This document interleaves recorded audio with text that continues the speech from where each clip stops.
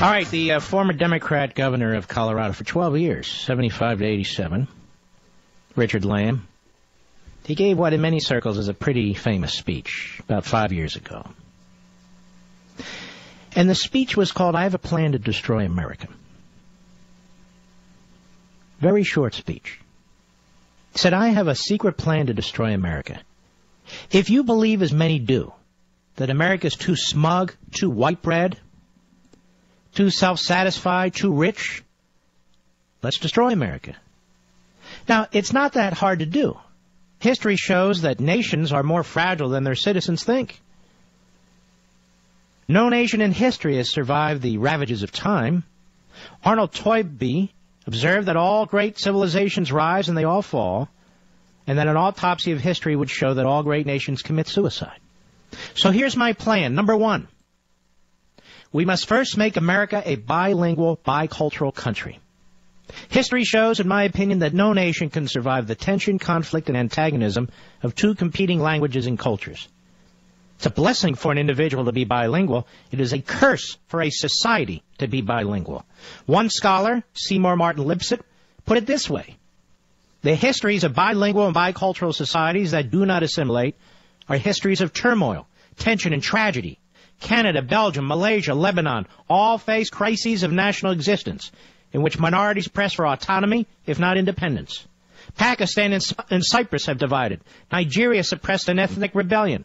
France faces difficulties with its Basques and its Corsicans. What else would I do? Number two, I would then invent multiculturalism and encourage immigrants to maintain their own culture.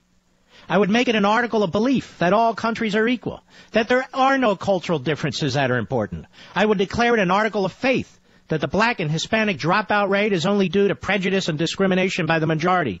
Every other explanation is out of bounds. Number three, my secret plan to destroy America, wrote Lamm. We can make the United States a Hispanic Quebec without much effort. The key is to celebrate diversity rather than unity. As Benjamin Schwartz said in the Atlantic Monthly recently, the apparent success of our own multi-ethnic and multicultural experiment might have been achieved not by tolerance but by hegemony, without the dominance that once dictated ethnocentricity. And what it meant to be an American, we are left with only tolerance and pluralism to hold us together.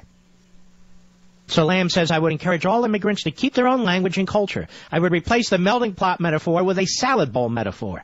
It is important to ensure that we have various cultural subgroups living in America reinforcing their differences rather than Americans emphasizing their similarities. Number four, secret plan for destroying America. Now, having done all this, I would make our fastest-growing demographic group the least educated. I would add a second underclass, unassimilated, undereducated, and antagonistic to our population. I would have this second underclass have a 50% dropout rate from our schools. Fifth step in secretly destroying America. I would then get the big foundations and big business to give these efforts lots of money. I would invest in ethnic identity, and I would establish the cult of victimology. I would get all minorities to think their lack of success was all the fault of the majority. I would start a grievance industry, blaming all minority failure on the majority population.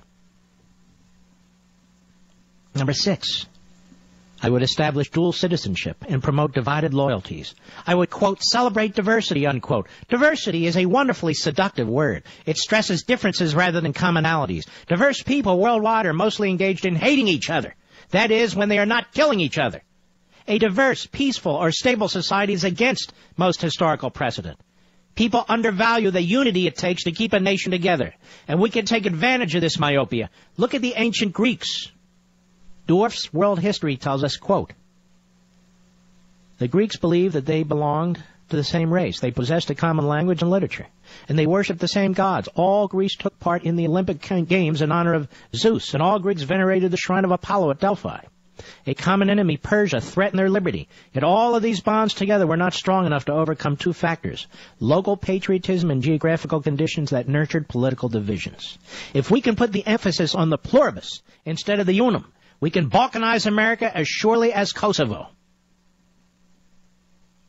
The seventh step in secretly destroying America.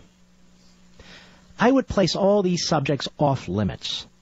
Make it taboo to talk about. I'd find a word similar to heretic in the 16th century that stopped discussion and paralyzed thinking. Words like racist, xenophobe, that halt arguments and conversations. Having made America a bilingual, bicultural country, having established multiculturalism, having the large foundations fund the doctrine of victimology, I would next make it impossible to enforce our immigration laws. I would develop a mantra, quote, that because immigration has been good for America, it must always be good for America, unquote. I would make every individual immigrant sympathetic and ignore the cumulative impact. Finally, step 8 in destroying America, I would censor Victor Hanson Davis's book, Mexifornia. This book is dangerous. It exposes my plan to destroy America. So please, please, if you feel that America deserves to be destroyed, please, please don't buy this book. This guy's onto my plan. Quote, the smart way to keep people passive and obedient is to strictly limit the spectrum of acceptable opinion, but allow very lively debate within that spectrum, said the leftist radical Noam Chomsky, American linguist and U.S. media and foreign policy critic. Former Democrat governor of Colorado, Richard Lamm. He's exactly right, isn't he?